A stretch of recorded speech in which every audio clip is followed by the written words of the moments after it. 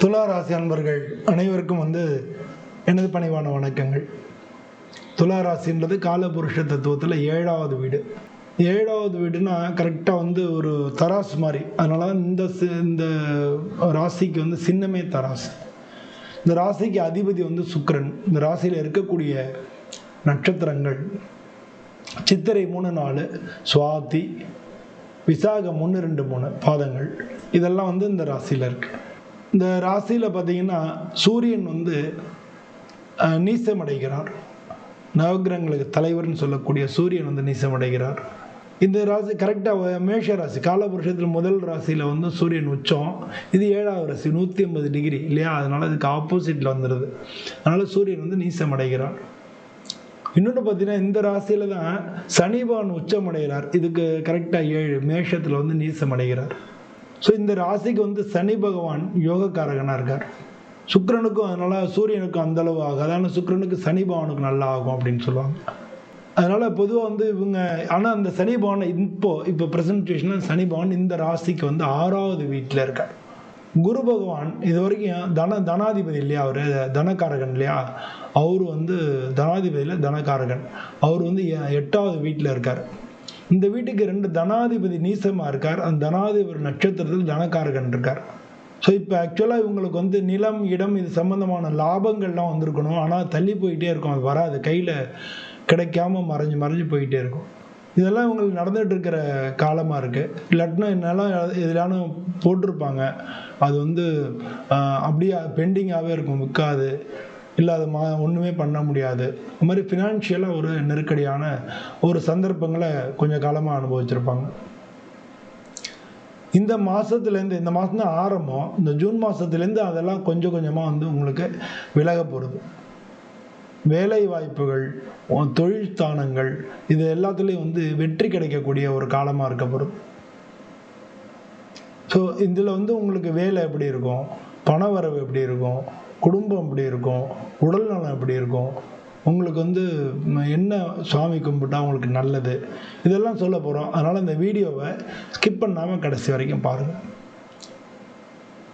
இந்த வீடியோ உங்கள் நண்பர்கள் எல்லாருக்கும் ஷேர் பண்ணுங்கள். நீங்கள் உங்களுக்கு பிடிச்சிருந்தா லைக் பண்ணுங்கள். உங்களுடைய எண்ணங்களை கமெண்ட்டில் சொல்லுங்கள். நம்ம சேனலை சப்ஸ்கிரைப் பண்ணி வச்சுக்கோங்க. அது நம்ம எப்போவும் நம்மளோட இன்ட்ராக்ஷன் இருந்துகிட்டே இருக்கும். பொதுவாக உங்களுக்கு வேலையை பொறுத்தளவில் இந்த மாதம் தொழிலையும் வேலைகள்லையும் புதிய முயற்சிகள் உங்களுடைய நீங்கள் எடுக்கக்கூடிய எல்லா முயற்சிகளும் வெற்றி பெறும். புதிய முயற்சிகள் நிச்சயமாக வெற்றி அடையும். தன்னம்பிக்கை, உங்களுடைய திறமை இதெல்லாம் வெளிப்படுத்துறதுக்கு நல்ல வாய்ப்புகள் கிடைக்கும். நீங்கள் பொதுவாக வேலை பார்க்குற இடத்துல எல்லாரும் சேர்ந்து வேலை பார்க்குறது முக்கியத்துவம் கொடுக்கணும். ஏன்னா எல்லாருமே சேர்ந்து ஒரு வேலை பண்ணும்பொழுது அவங்கள மேனேஜ் பண்ணி அது மூலமாக நீங்கள் வெற்றியை அடைய முடியும். இப்போ ஒரு டீமுக்கு வெற்றி அடையிறதுக்கு எல்லாருமே தான் காரணம். இப்போ கிரிக்கெட் எடுத்துட்டோம்னா எல்லாரும் தான் காரணம். ஆனால் அதனுடைய பேர் தலைவனுக்கு கிடைக்கிது, ஸ்கிப்பருக்கு, கேப்டனுக்கு கிடைக்கிது. அது மாதிரி உங்களுடைய அந்த டீமில் எல்லாரும் யார் ஃபெயிலியர் ஆனாலும் அதனுடைய கெட்ட பேரும் அதே தலைவனுக்கு தான் கிடைக்கும். அதனால அதை மேனேஜ் பண்ணக்கூடிய திறமை ஒரு சில பேருக்கு மட்டும்தான் அமையும்.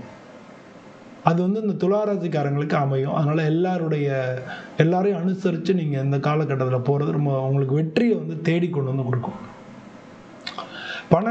பண வரவுகள் எல்லாம் சிறப்பாக இருக்கும். எதிர்பாராத செலவினங்கள் ஏற்படுறதுக்கான வாய்ப்பு இருக்குது. உங்களுக்கு எதிர்பாராத செலவினங்கள் வரும். அதனால் செலவு பண்ணுறதுக்கு முன்னால் அது தேவைதானா, இது பண்ணலாமா அப்படின்னு ஒன்றுக்கு பல முறை யோசித்து செய்யுங்க. நீங்கள் உங்களுடைய ஏற்கனவே பண்ணி வச்சுருக்கிற முதலீடுகள் மூலமாக உங்களுக்கு நல்லது கிடைக்கும். இப்போ நீங்கள் முதலீடு பண்ணாலும் அதுவும் நல்லதுலேயே நடக்கும்.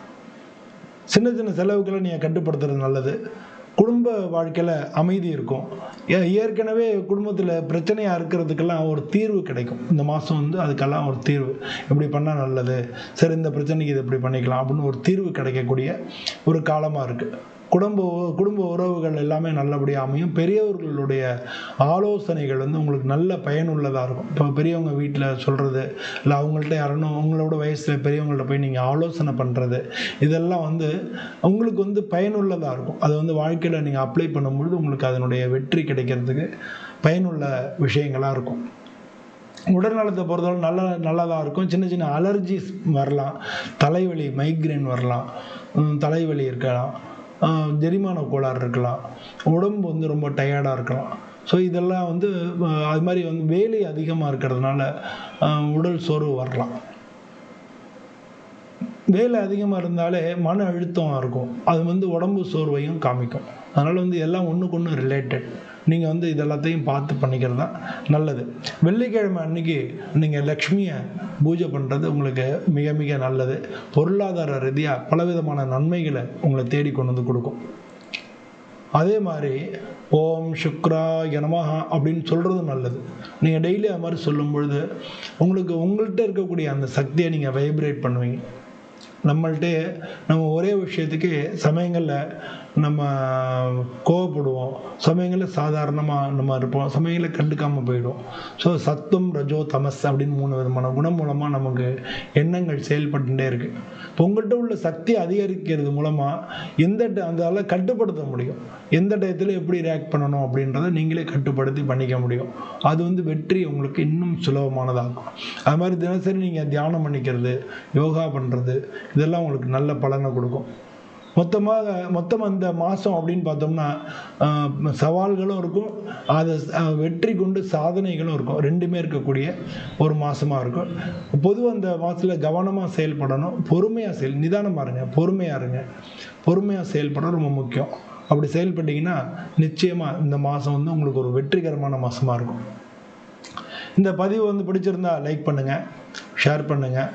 அதே மாதிரி உங்களுடைய ஜாதகத்தை கொண்டு போய் பார்த்துங்க. அப்பப்போ ஏதாவது முக்கியமான விஷயங்கள் நடக்கும்பொழுது நீங்கள் ஜாதகத்தை பார்த்துக்கிறது நல்லது. ஒரு வீடு கட்ட ஆரம்பிக்கிறோம், ஒரு வேலை மாற்றங்கள் வருது, இல்லை ஏதாவது ஒரு தடைகளாக இருக்குது, இந்த மாதிரி ஒரு முக்கியமான சந்தர்ப்ப சூழ்நிலை மட்டும் நம்ம ஜாதகத்தை நம்ம பார்த்துக்கலாம். மற்றபடி நம்மளுடைய தன்னம்பிக்கை, முயற்சி, உழைப்பு இதனால தான் நம்ம வாழ்க்கையோட பாதைகள் அமைஞ்சுட்டே இருக்கும். நீங்கள் ஜோதிடரை போய் கேட்டால் கூட நீங்கள் உங்களுடைய தன்னம்பிக்கையும், நீங்கள் முயற்சியையும், உழைப்பையும் நீங்கள் எப்போவுமே அந்த எஃபர்ட்ஸ் நீங்கள் போட்டிங்கன்னா தான் அதனுடைய பலன் கிடைக்கும். அதனால் நீங்கள் அதுக்கு வந்து உதவி பண்ணுறது நம்ம இறை வணக்கம் தான். அதனால் வந்து சுவாமியை வேண்டிக்கிறது உங்கள்கிட்ட உள்ள சக்தியை மேம்படுத்தும். ஆனால் அது மாதிரிலாம் பண்ணிட்டீங்கன்னா நிச்சயமாக வெற்றி உங்கள் பக்கம்தான். உங்களுக்கு இந்த மாதம் மிக நல்ல மாதமாக இருக்குன்னு சொல்லி நான் பிரார்த்தனை பண்ணிட்டு உங்கள்கிட்ட விடைபெறுகிறேன். நன்றி, வணக்கம்.